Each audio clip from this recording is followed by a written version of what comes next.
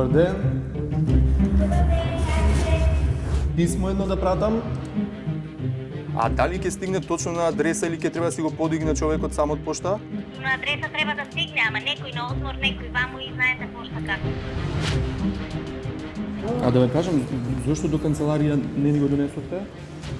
Не носат што шофери, не знам што ќе 360 степени ја стави на тест Државната пошта на Северна Македонија. Зошто пакетите не ги доставувате до соодветната адреса, туку треба примачот да ги подигне самиот од пошта? Јас не велам дека состојбата во пошта е идеална, дека немаме проблеми во доставата. Пративме писма и пакети до 6 адреси низ Македонија за да провериме каква услуга добиваат граѓаните од државната фирма.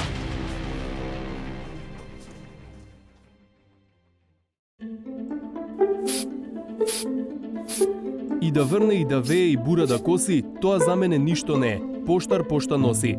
Овој стих од првите буквари на македонски јазик ја опишува задачата на поштарот. По Скопскиот земјотрес, на пример, поштарите пешачели и по 18 километри дневно за поштата да стигне на вистинската адреса. Оваа фотографија е направена ден по земјотресот. Скопјани веќе имале импровизиран пункт зашто доставата на пратки не смеела да трпи и покрај околностите. И денес, поштата и пратките стигнуваат до одредиштето со комбиња, скутери, велосипеди, но се почесто тоа се комбиња, скутери и велосипеди на приватни, често и странски фирми.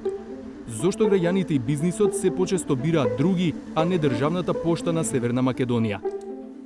За да провериме каде се појавуваат недостатоци, ги тестиравме двете основни услуги на државните пошти – испраќање писма и пратки. Прво, телефонски прашавме за деталите во врска со овие услуги. За клучни работи добивме произволни одговори, како на пример за доставата на пратките. А дали ќе стигне точно на адреса или ќе треба да си го подигне човекот сам од пошта? Да би требало да е на адреса, не знам што да ви кажам. Јас сум друг дел. Добро. Обично на адреса треба да стигне, ама некој на одмор, некој ваму и знаете пошта како.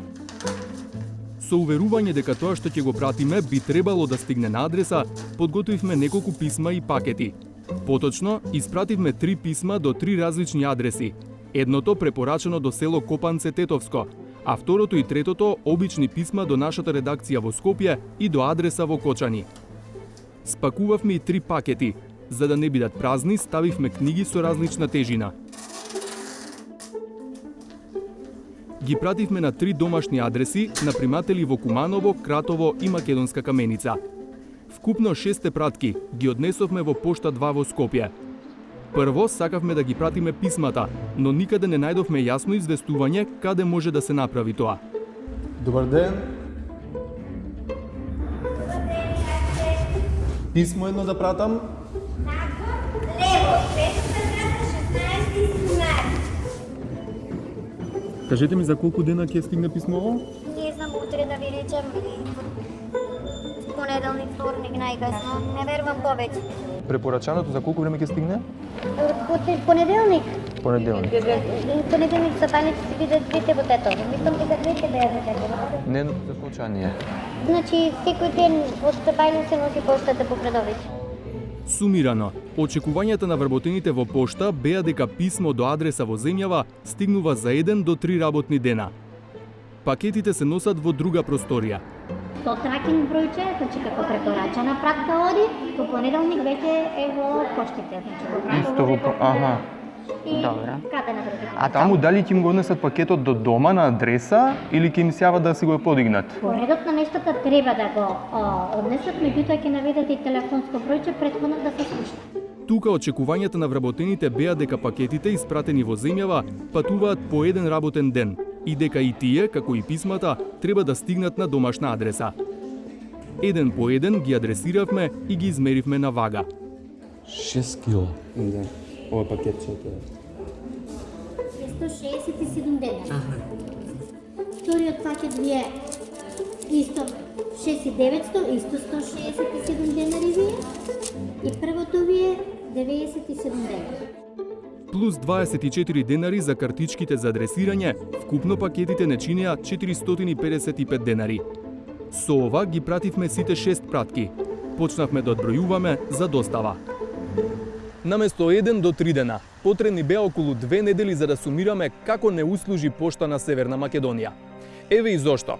Кај писмата, препорачаното до Тетовско Копанце стигна за 1 работен ден. Но обичното писмо до нашата редакција, која е оддалечена помалку од километар од пошта 2, патуваше 3 работни дена. Писмото до Кочани патуваше 8 работни дена, или речиси 2 недели со се двата викенда помеѓу. Пакетите пак сите стигнаа за 1 или 2 работни дена по испраќањето, но само 1 дојде на домашна адреса, во Македонска Каменица. Примателот во Куманово доби картонче, да оди на шалтер сам да си го подигне пакетот. И примателот во Кратово мораше сам да си го подигне пакетот, откако доби не картонче, туку телефонски повик од поштата. Пакетот од Кратово потоа повторно го пуштивме на пат. Овој пат до адресата на нашата редакција. Стигна брзо, но до пошта, а оттаму телефонски ни јавија да дојдеме и да си го подигнеме. А да ве кажам, зошто до канцеларија не ни го донесовте? Не носам нешто шофери, не знам што говорам. Добро време носи, до сега не носам нешто. Се на се, нашето искуство покажа дека ниту една пратка не се загуби по пат. Но за некои пратки да стигнат беше потребно повеќе од 1 недела, што може да се смета за несоодветно долго. Друг голем проблем е што пошта не сака или не може да испраќа пакети до дома, што патеме бизнис кој добро им оди на помали приватни компании. Зошто пакетите не ги доставувате до соодветната адреса, туку треба примачот да ги подигне самиот од пошта? Овде од повеќе аспекти не можеме да го доставиме, да ја доставиме пратката до конкретната адреса, бидејќи во нашите подружници ширум Македонија немаме доволен број на возила за да можеме испораката да ја вршиме на домашна адреса. Значи, имате проблеми во човекови и во технички ресурси? Апсолутно. Како и секаде, така и кај нас. Ова е паркингот со возила кај пошта 2 во Скопје. Повеќето личат како да се за расходување, надвор од употреба. Според статистиката, пошта има 188 моторни возила и 279 скутери. Преземате ли нешто за да се подобри состојбата? Да можат пратките на домашна адреса да се носат? Возилата кои што вие сте ги виделе, дел од тие се за расходување, меѓутоа дел уште ги користиме, ги одржуваме и ги користиме. Решението е едноставно, треба да се обнови возниот парк. Во моментот ситуацијата, зборам за финансиската ситуација на пошта, не го дозволува тоа да биде во не знам каков ефект, меѓутоа тоа не амнестира да не почнеме полека да го обновуваме возниот парк, за да можеме пак на крајот, пак ќе речам, да вршиме што побрза и понавремена достава на пратки. За писмото до Кочани кој патуваше речиси 2 недели, директорот рече дека ќе мора дополнително да провери што се случило. Според статистичките податоци на Агенцијата за пошти, во 2021 година имало 1006 рекламации за пречекорен рок на достава и за изгубена пратка, што е зголемување на бројот на рекламации за 1,3% споредено со претходната година. Најчесто поплаките се за изгубени пратки. Пошта лани прифатила и обештетила половина од рекламациите. Ова за директорот е незначително во однос на вкупниот број пратки во 2021 година. 30.559.811. Според најновите податоци за првиот и вториот квартал од 2022 година, вкупно се примени 278 рекламации, што е значително намален бројот на рекламации.